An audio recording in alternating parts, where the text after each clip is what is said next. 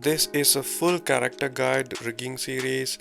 This is not the part 1 video.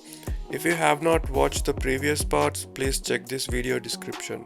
Now you can connect this hair to two bones or one bone is up to you. While I'm at 0, I think I'll first connect it to two bones and see how it goes. Like 1 and 2, just like that. Yeah, adding two bones is bad idea because I don't want to do that point binding, but if you want at some point, maybe one point here. See, while this is selected, you can get that at point tool and one point here, another point here. So you can make sure these 2 points are connected to binded to this bone and these 2 points at the top are connected to this bone. If so, you can create with two bones. If not, you will have to just use one bone and go for that bind technique. Or you will have to go for that binding technique. I think I will go for this bind technique itself. This one will work most of the time alright. So while the bind point tool is selected, now you will have to select these 2 points at the top. And I'm also looking that I have not added that point because I did some undo steps.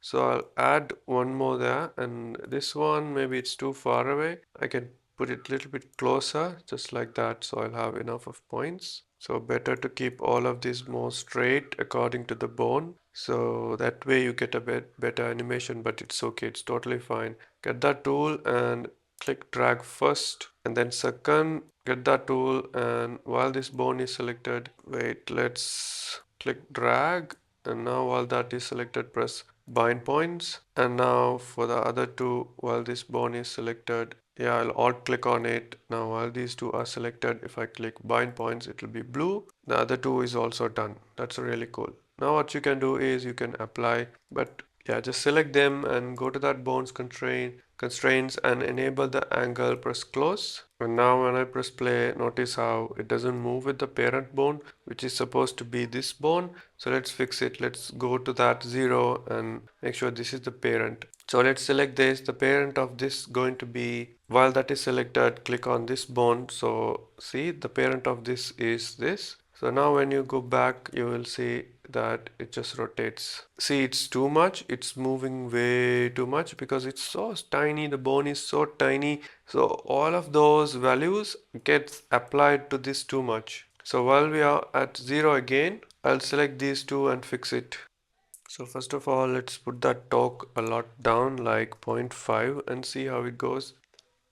0.5 close, and now you can see it's not that bad, but it's still straight, but it's too fast and all. We need to reduce that more down. So I'm thinking I'll go with 0.1 and test this and see how it goes. So while I'm on, let's say 0, you have to press play and remember to hide this. Yeah, it is moving slightly. I think this is not bad, but the whole thing is like not so good putting hair strands like this for their design, I think. But it moves a tiny bit, that's what matters. So I think that's not that bad. So you can now play and see it just goes back and forth like this. That's really interesting. So I would like to add hair dynamics to these ones. So select the whole thing, the head, and now you will have to do some drawings. While the hair is selected, create a new vector layer, and you can double click on that hair layer and put that opacity to a very low number. And while the layer on top is selected, get that freehand drawing tool and first draw very roughly and see how it goes. Now I have added a lot of that smoothness, so I'll just put it down. Let this be like 10 percentage, and now I will draw and then see how it goes. Yeah, maybe I want a bit more, like 15. Yeah, 15 is fine, which was the already number. So now what you do is do inside a lot like this. Better it should be a circle, and then drag and follow that mark and let it go.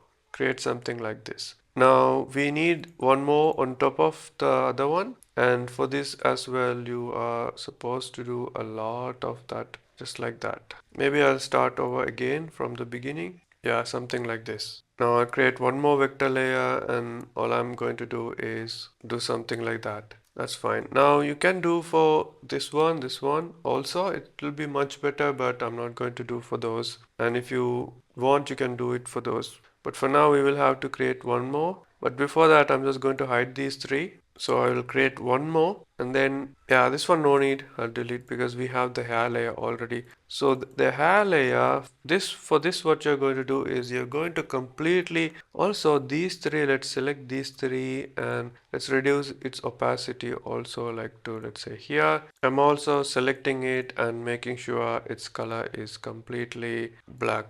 So the other one also black, and remember it shouldn't have a stroke. This one also has a stroke, so removing that stroke for the top one, removing that stroke, remove that stroke. And I want all of these three hairs to have even more little bit of, I mean, reduced opacity like this, so it's nice and clear. Now go for that hair layer, and you will have to remove a lot of points. Select that point and delete, and I think that's not bad, selecting these 2 points and press delete. There was another point there, another point here. I'll just delete them too, deleting it too. Now you can keep it rounded like this, but at any time if this looks worse, at any time we can get into this and we can maybe create a complete circle like this, which also will solve the problem. But for now I think this is fine. So as you can see, I'm selecting all of these and putting that opacity back to 100%. Now while the main group is selected, you will have to add this bone, but keep in mind which type of bind layer techniques you are going to do. Okay, select that main group and go for that add bone tool and reduce the opacity of the hair. So you can clearly see start from here. So click, click and click like that. And for the other one, I can clearly see what's going on. So maybe I can hide the other two and start from here. So click, click, click. Maybe I can reveal this and hide the other one. So there to click, click and then click like that. So now you can unhide them and select everything, because I thought I'll go for flexi binding for this rather than point binding, because if I am going for point binding, it is time consuming for all of this because there are way too many bones, like 1, 2, 3 here.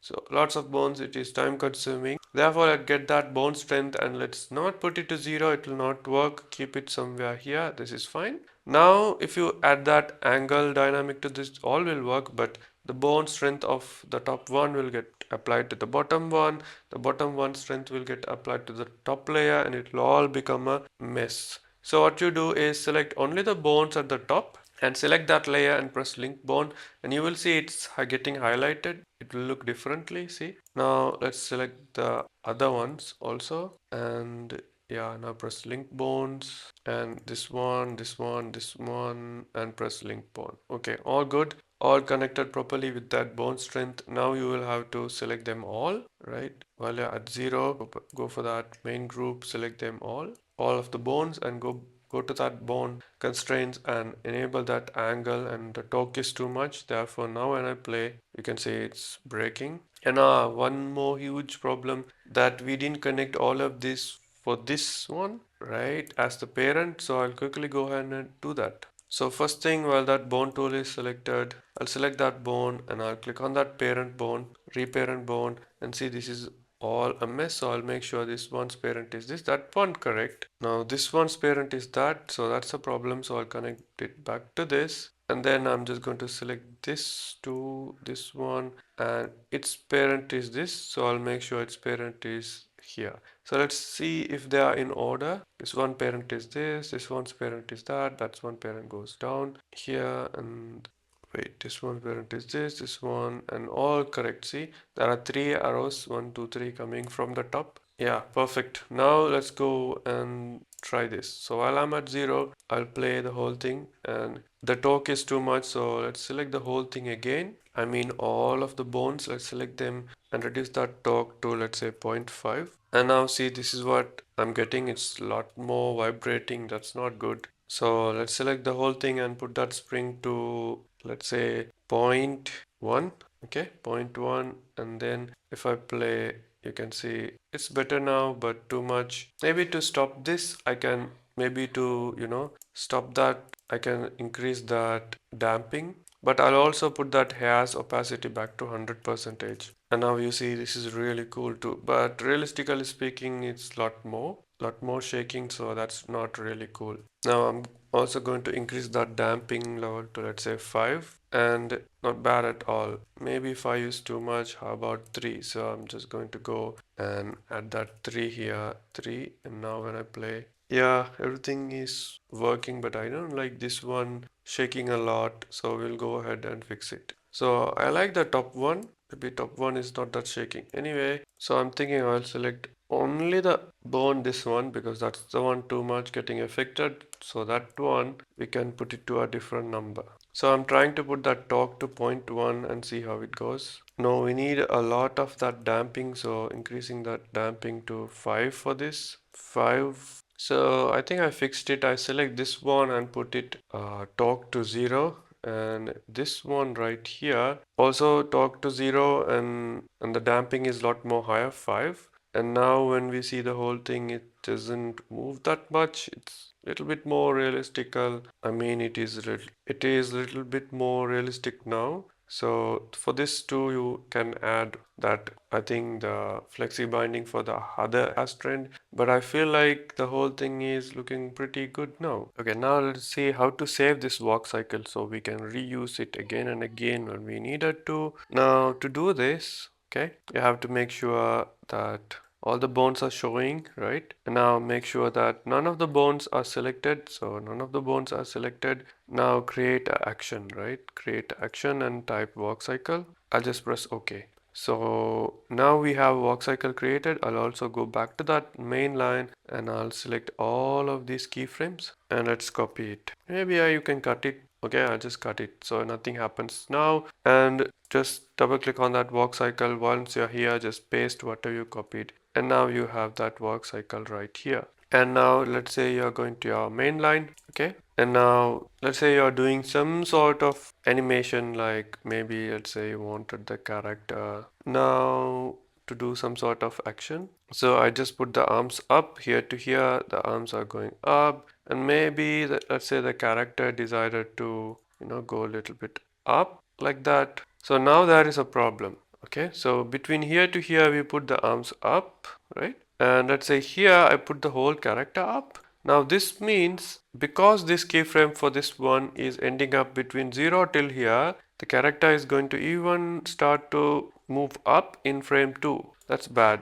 So remember, while you're at 6, select this one so that we have added a keyframe there, and now go a little bit there and put that one to the top like that. So now the character, and I think I didn't do it. I didn't add a keyframe to that. So we are at 6, let's select this. Okay, and now when I put the character up, now we got it. See in between here, he doesn't move up, but soon as here he goes up, and same thing. While he is at 6, I want these two to have a keyframe. So let's select it and move it a bit. It's up to you. Maybe you don't have to move. Just you can press Control F. That's what generally everybody does. But when we are here, maybe we can put the whole thing like this. Maybe I want him to stay on the toe, right? And I also want him to be a lot more up high. And I want that ground.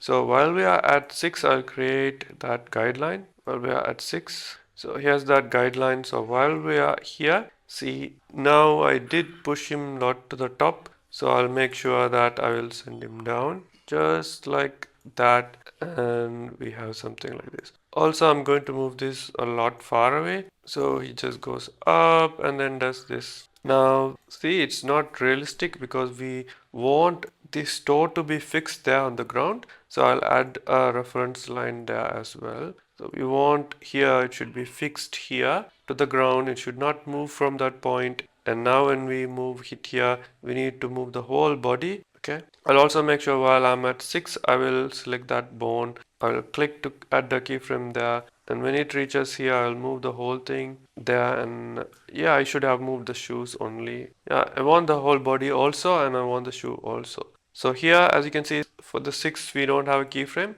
So let's add the keyframe there, click, and while here it should move, these two should move. But before that, I want to go to 6 and add the keyframe to this also, moving it all the way here. And I'm just moving this forward, and this right here, and this one can be a lot more there. And I also want the body to go more straight. And see, this is what we get. It's more realistic now, see? But here you might want to do a little bit of fixing, but maybe here it can go a little bit, not that. I want the whole body to go a little bit up. Yeah, now it's perfect. Now let's delete that guide layer. And now when I play, you see, this is what happens. And the hair moves along with that really cool dynamic. But I will have to adjust these things later. It's not that perfect. Okay, let's say he did this step. Okay, and he did it. And now there should be a slight arm movements all the time. Okay, but before I add those arm movements, we will now add that walk cycle. Let's say at this point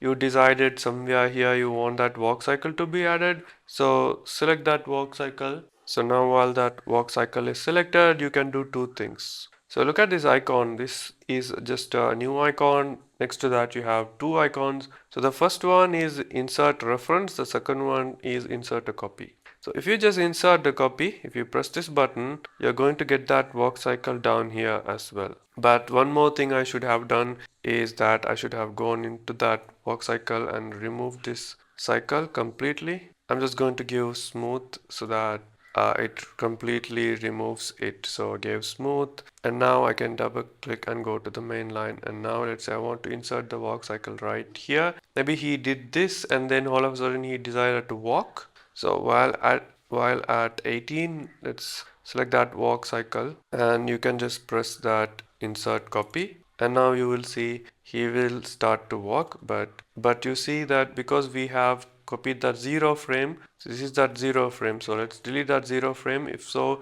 we will see a smooth animation, and see he does this and all of a sudden he starts to walk. And I will have to adjust this a lot because here he goes up. That's fine, I'll have to take the whole thing down later, but for now you get this seamless transition. But now let's say you want the whole thing, right, all of this to be a cycle between there to here.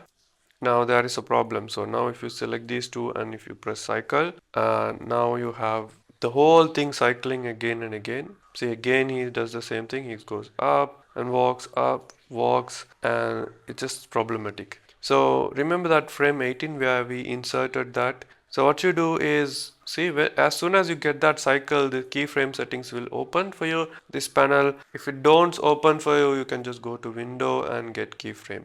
So while you are on keyframe, it says absolute 2. I want you to move this backwards all the way until, let's say, somewhere to frame number 19, and see how he walks so perfectly now. And he just does that and walks forever until the video stops. Okay, the blue line between here to here indicates that it is the one that is going to repeat all the time. That is why I pulled it backwards using this absolute. So I pulled it all the way here, so we get the loop only between here. But if you put forward, now it's totally going to get messed up. So remember, put it to one frame after the main frame, which is 18. So put it to 19, and this should solve the problem. If you have not liked this video, please spend few seconds and subscribe to the channel as well.